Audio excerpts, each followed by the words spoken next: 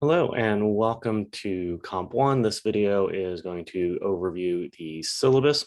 To get to the syllabus, you go right into Blackboard to syllabus, or you'll be able to get that through week 1 folder or the welcome folder, I guess. Sorry, I don't know where anything is myself. So syllabus or syllabus, there are two versions of the syllabus available. One is a Word document, the other is a PDF. When you open that syllabus, you will see it right here, and the rest of this video will be dedicated to going through it.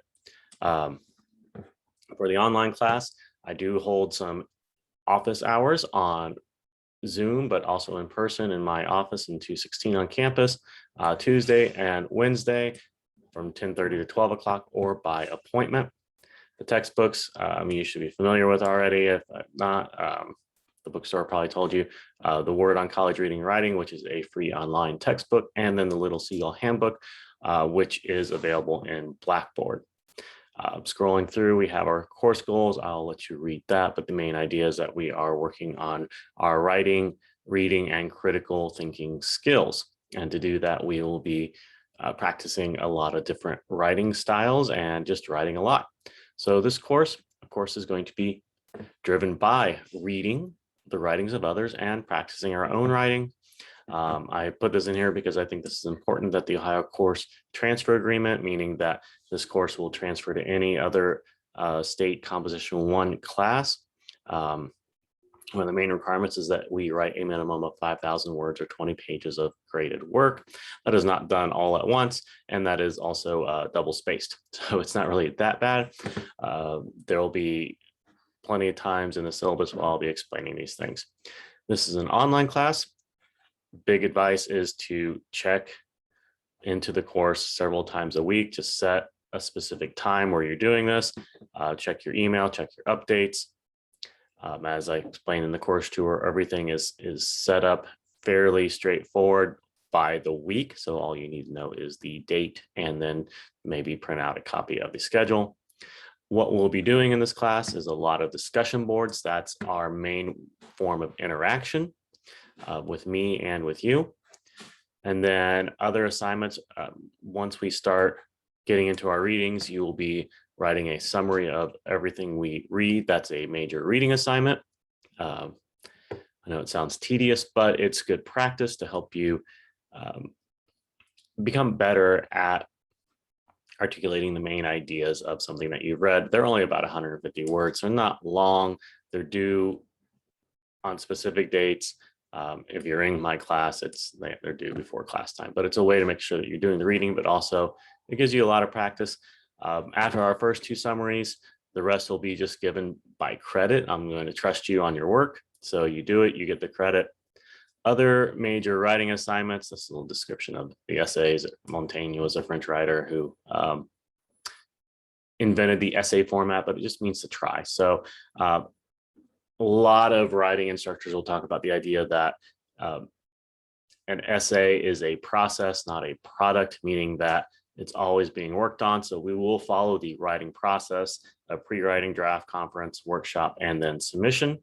When we submit, you'll have a reflection, and then something new I'm trying this year, a reverse rubric. So you provide input on your thoughts on the paper as well. So I'll explain the reverse rubric in a separate video. All these will be done in various check-ins and worth points.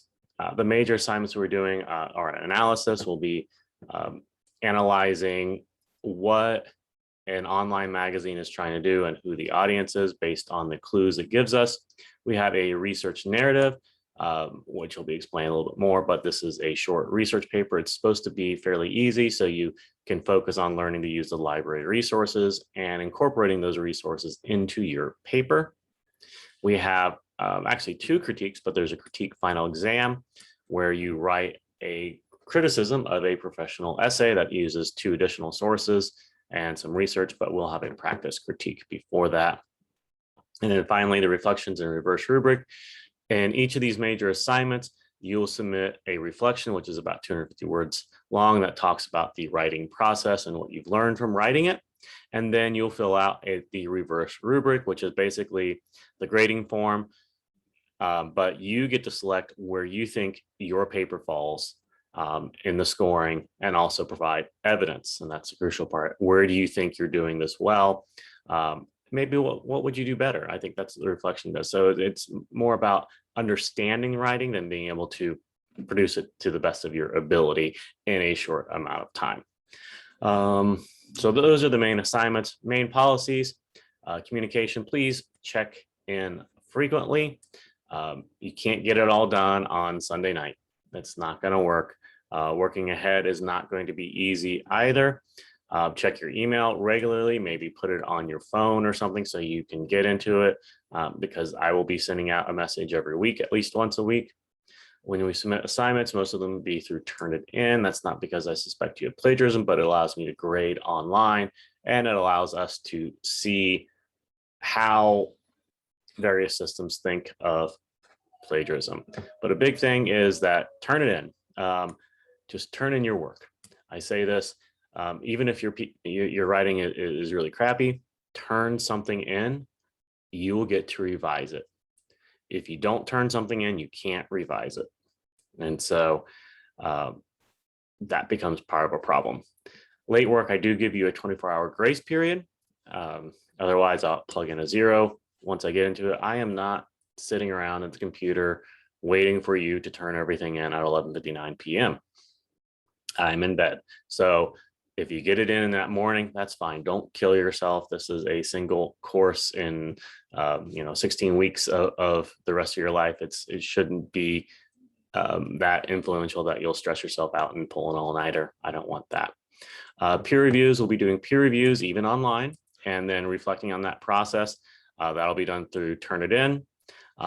It's important we do this because I won't grade your paper if it hasn't been through the peer review process of some sort. So if you miss the peer review reflection or peer review time, you'll have to go to the Learning Center or e-tutoring or something like that, but someone else reading it who's not your mom and dad. Attendance, just that you're doing your work, that counts as attendance. I'll try to keep this up. If you're missing work, I'll contact you. If you miss 2 weeks of work, I'll do an academic alert, and maybe I'll call you. That's always scary, right? No one wants to talk on the phone. And after that, it'll be a final attempt to contact, and I will try to get you removed from the course. It's important because financial aid, there's a clawback, and it's marked by your last day of attendance. If you need to contact me, I've given you my cell phone number and my email address. That's at the top of the syllabus. You're welcome to call me or text me. If you text me, please tell me who you are and what class you're in, because I have 3 different courses that I'm teaching, and I don't want to play it, the back and forth. What class are you in? Just tell me your name, what class you're in, and what your question is.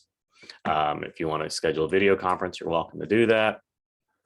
Netiquette, I know that's an antiquated term, but basically be polite to everybody. Try not to be offensive. Don't be rude. Don't call people out. The way you communicate can reflect the level of respect you have for them. So just be aware of that. We do have our writing center in the library, which is located on campus. There are e-tutoring hours, etutoring.com, but also the Learning Center is offering online tutoring as well. Revision policy, our major assignments, if you receive an 85 or lower, you have the opportunity to revise them, along with including another 250-word reflection. For disabilities, if you have a document disability, there's a form to fill out and you'll get it to me and I'll provide you the necessary accommodations. Academic integrity, just don't plagiarize, don't do your best to recognize where the information you're using comes from. And I have the definitions of plagiarism, where you're using for words, phrases, information, or ideas. That's an important thing from any print, electronic, or audiovisual media without acknowledgement, meaning you just say, oh, well, the sky is blue. Well, that's, observation. So I guess that doesn't count. But if you're stating something that you couldn't possibly know by your own observation, you need to let us know who said it and where. That's an important thing.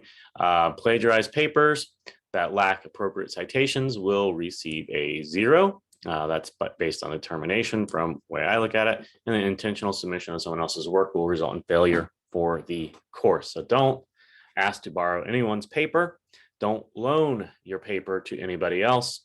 If someone wants to see your paper, you can meet up with them and you can trade papers that way, but you always come back with your own paper. There's no way in the peer review section through PeerMark for you to copy someone else's paper that I know of, unless you are a really fast typer.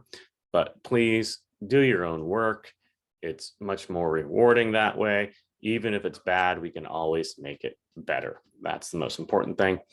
Technical support, support at edisonohio.edu is important to remember, or this phone number, because something bad is going to happen. You won't be able to get in Blackboard. Your password's going to expire. You need to know these things. And then also save your work in more than one place. Do the cloud, but also if you're in the cloud, sometimes you might not have that. So save it to your hard drive, put it on a flash drive, something like that. I do have a breakdown of all the points. The discussion board will be probably flexible here, but everything else will be pretty solid. This course is broken down so that if you're doing the work and turning things in, these major writing assignments, you can not do the best on and still pass the class. But if you aren't doing this work up here, if you blow it off, you will not pass. So it's very important that we do the work at the beginning.